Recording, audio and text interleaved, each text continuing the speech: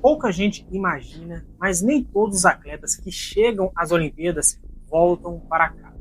Ao longo da história, os Jogos Olímpicos também se transformaram em palco de fugas, pedidos de asilo e rupturas definitivas com regimes autoritários. E hoje eu irei contar a história de atletas que trocaram medalhas por liberdade. Mas antes de começar esse vídeo, eu peço gentilmente que você pudesse se inscrever aqui no canal e também deixasse o seu like. Pouco antes das Olimpíadas de Londres, em 1948, a Tchecoslováquia sofreu uma mudança radical. O país passou a integrar a lista de estados satélites dominados pela União Soviética, após o que ficou conhecido como Golpe de Praga. O Partido Comunista, com o apoio direto de Moscou, derrubou o governo democrático e também assumiu o controle do país. Foi nesse contexto que surgiu uma personagem central dessa história, Marie Dovanskova, uma das figuras mais respeitadas da ginástica tcheca. Ela foi convocada para coordenar a equipe feminina nos Jogos Olímpicos, mas havia um problema muito grave.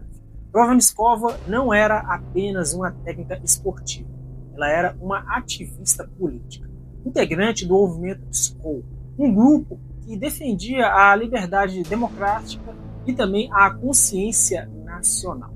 Pouco tempo antes, Maria havia coordenado cerca de 28 mil ginastas em uma grande apresentação pública de apoio ao primeiro-ministro Edvard Benes, líder que acabaria deposto pelos comunistas soviéticos. Com medo de represalias ao retornar para o seu país, Dovanskova tomou uma decisão muito histórica.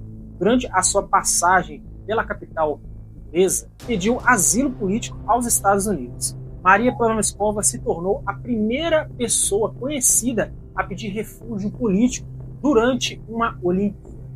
8 anos depois, os Jogos Olímpicos chegavam à Austrália. Mas longe dos estádios de Melbourne, a Europa Oriental vivia dias de terror. Em 1956, a Hungria foi tomada por um levante popular contra o regime comunista stalinista. A resposta soviética foi brutal. Tanques nas ruas, repressão violenta e cerca de 25 mil mortos na capital húngara. Muitos atletas tomaram conhecimento da tragédia pela imprensa local, já em solo australiano. Então veio a decisão. Assim que entenderam o que havia acontecido em casa, diversos esportistas decidiram que não voltariam. No total, 45 atletas de diferentes modalidades eles conseguiram fugir da Vila Olímpica e pediu refúgio em outros países, principalmente nos Estados Unidos. Melbourne entrou para a história como local da maior fuga coletiva já registrada em uma Olimpíada.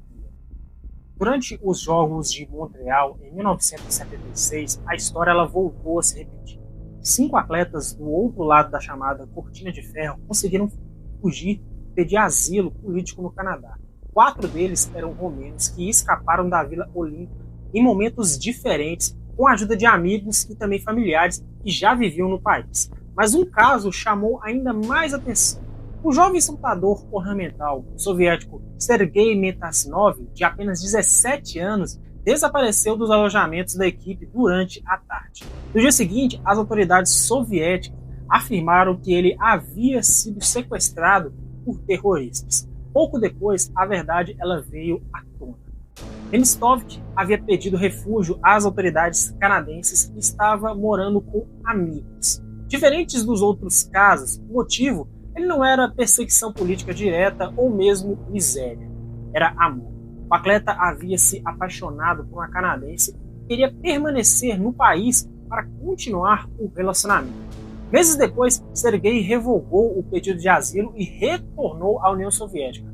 Inclusive chegou a competir nas Olimpíadas de Moscou em 1980. Os Jogos Olímpicos de 2008 eles aconteceram em Pequim, na China, os locais menos propícios para fugas em busca de liberdade. Mas a oportunidade surgiu longe da China. Durante uma partida classificatória do time cubano sub-23, disputada nos Estados Unidos, 7 jogadores tomaram uma decisão drástica, bastante.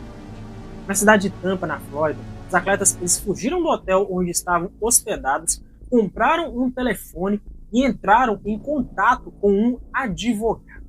A legislação americana ela garante que qualquer cidadão cubano que peça refúgio nos Estados Unidos receba status legal permanente, algo que não ocorre com nenhum outro país. Por isso, o pedido ele foi atendido rapidamente. O jogador Yener Bermúdez, em uma entrevista, ele disse que estava nervoso, que era jovem, mas que tinha família nos Estados Unidos e ainda não conhecia a vida fora de Cuba. Também ele esperava que a comunidade cubana e americana ajudassem e se unissem através de uma boa amizade. Cuba, aliás, ela tem uma longa tradição de atletas que aproveitaram viagens internacionais para buscar uma nova vida fora da ilha. Mesmo após o fim da Cortina de Ferro em 1991, pedidos de refúgio em grandes competições internacionais elas continuam acontecendo.